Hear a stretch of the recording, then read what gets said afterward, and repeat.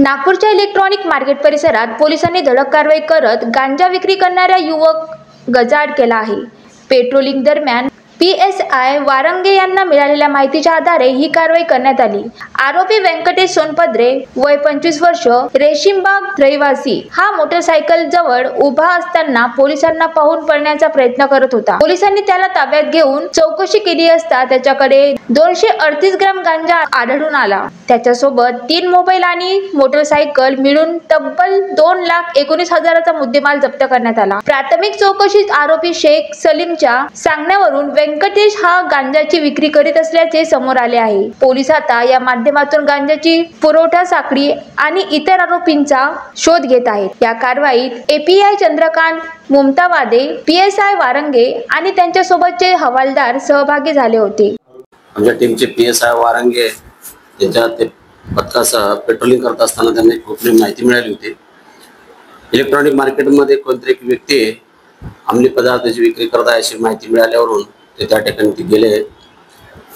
त्याच्यामध्ये हा जो आरोपी आहे व्यंकटेश सोनभद्रे वय 25 वर्ष आहे, हा रेशीमबागचा राहणार आहे।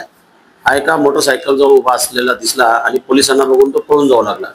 म्हणून संशय आल्याने त्यांनी त्याला पकडले आणि मग त्याची पंचासमक्ष अंगझडती घेतली। तर त्याच्यामध्ये त्याच्याकडे जवळपास 250 ग्रॅम गांजा त्याच्याकडे मिळाला। मग त्यानंतर त्याचे ते मोबाईल वगैरे जप्त केले, त्याची गाडी जप्त केली। त्याच्यावरून त्याच्यामध्ये हा शेख सलीम याच्या सांगण्यावरून तो हे काम करत होता, तो त्याला पण त्याच्यामध्ये आरोपी करण्यात आलेला आहे। आणि हे कोणत्या ठिकाणाहून हे माल आणतात आणि यांचं कशा प्रकारची चेन आहे याबाबतचा तपास सुरू आहे। याच्यामध्ये कितीचा मुद्देमाल जप्त करण्यात आलेला आहे आणि कोण अधिकारी या तपासावर काम करत होते काय सांगा?